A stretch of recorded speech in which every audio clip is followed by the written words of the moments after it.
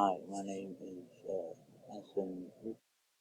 Talking about the 80s and 90s in film, particular slasher movies.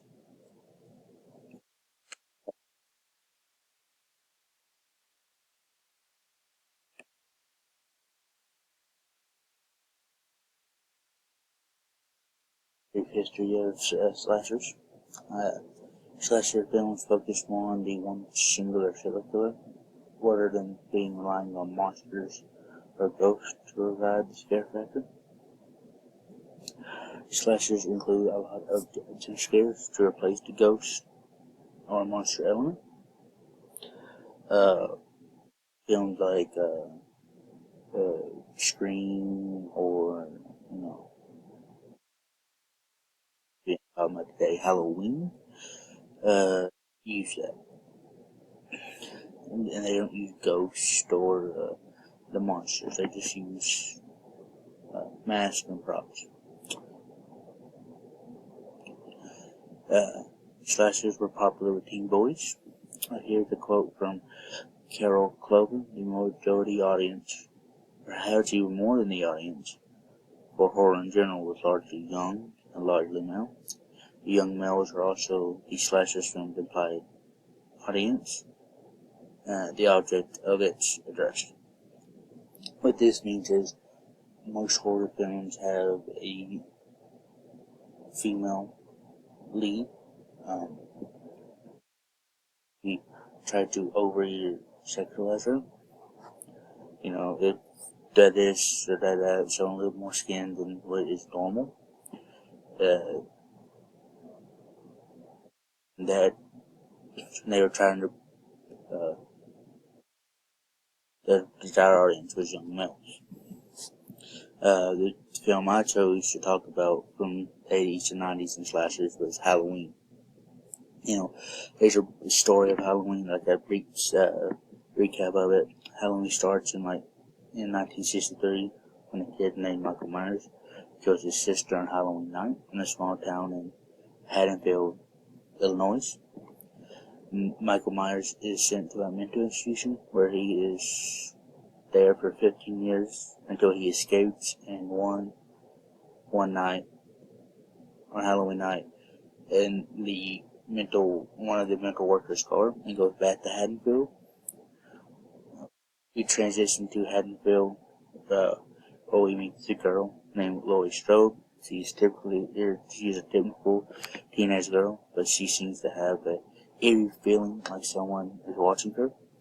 This feeling is confirmed when she sees Michael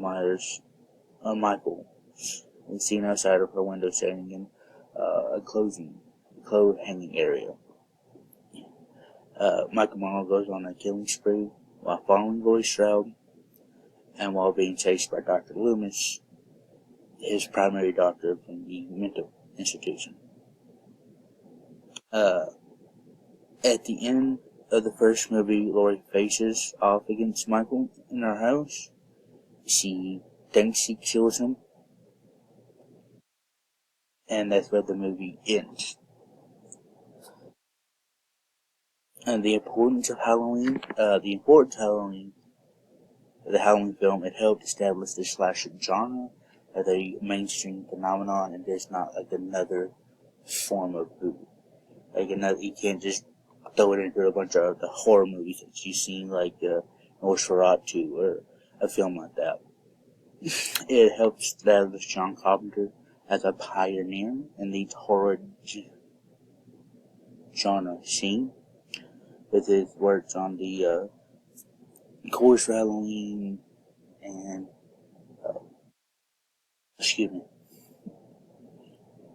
and the horror genre scene.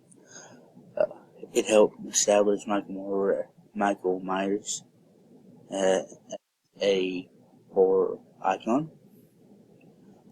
You see kids nowadays dressing up as Michael Myers in costumes and stuff for Halloween, and when you think of Halloween, you think of Michael Myers.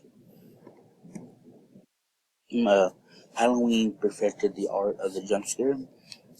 Halloween is one of the movies that mastered the art of the jump scare. A jump scare is where something unexpected happens or like something jumps out that will catch the audience off guard. The movie did this by using misdirection. They either lowered the music in the background or heightened it when Michael was close. And they had Michael Myers in the background as an ominous figure creeping through the night. And they'd have him blurry to where you really couldn't see him, but you knew he was there. Halloween was well made. The film was shot in 21 days on a $300,000 budget, which is an craftsmanship to the crew for a movie that's lasted 44 years. And for it to only be made in 21 days and still have a lasting impact, it's amazing. The famous song that is played in the movie was composed in 3 days, which is impressive for it being a classic that people just throw on driving down the road when it's even Halloween season. Halloween uses the art of suspense rather than going down the gory path like other movies have done. They don't show, people hands getting chopped off or anything. You see blood, but it's not as like you see the person's face or their a knife wound. You just see the blood. It was advanced in cinema art. It is the final girl trope, Laurie Strode, and her being the object of what he's chasing after. He's the Steadicam masterful for tracking shots in the movie. He's going from house to house. It took the horror genre from an exploitation, kind of looking, hey, it's where it is, to an actual art where there's craft and focus into it. And then, while it was technologically advanced, it uses a pin and glide camera for smooth motion tracking. It was in its early use phase back in the 80s. Carpenter's score helped change the outlook of horror soundtracks from being an afterthought to being a real good part of the film, where the beat was catchy and it kept on your mind, and it wasn't just a beat that you forget about. Halloween portrayed fear, and it had resonance of bad victims. A quote from a technologically significant report film said by Cynthia Freeland. Temperature, a climate of fear, and random violence were everywhere in the potential victim. And that's just the overall techniques of horror films. Why Halloween was enjoyable? It had thrilling suspense. It kept you on your toes. You didn't know where Michael Myers were. It had relatable characters like Laurie Strode that made people really connect to it. It was a box office success. It made over $70 million worldwide, which is really impressive considering what it was shot in and how much it was shot on. And it is a staple horror movie that gets played every Halloween. That is in itself proves that even though that the movie's been out for years, 44 to be exact, I think, it is one that everyone puts on for a good scare. TV networks like Freeform or A&M have Halloween on every year to, get you in the mood for Halloween. The aesthetic of Halloween has one of the most iconic mask designs in the horror genre. The classic Michael Myers mask was a modified Captain Kirk mask. Halloween was set in a suburban area, which was a contrast to other horror films were set in either small towns or like mental institutions.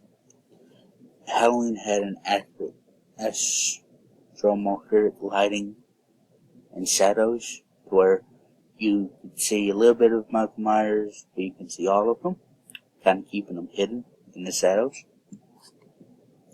And then he sets up for later films. The first Halloween ends with Laurie being taken to the hospital. This leads into the second Halloween movie.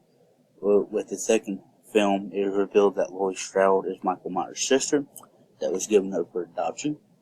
This is why Michael Myers is chasing down Laurie, the killer. It gave us directors like Wes Craven and Sam Raimi, and it spawned and inspired countless films in the horror genre, or slasher film genre.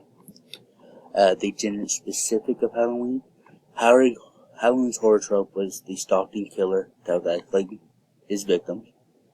Halloween had the same theme and theater and survival as other horror films, and Halloween also challenged the suburban of suburban safety, where if you were living in a suburban area, you felt safe, nothing was going to come attack you. Now this challenged it to where it said, oh, it could happen.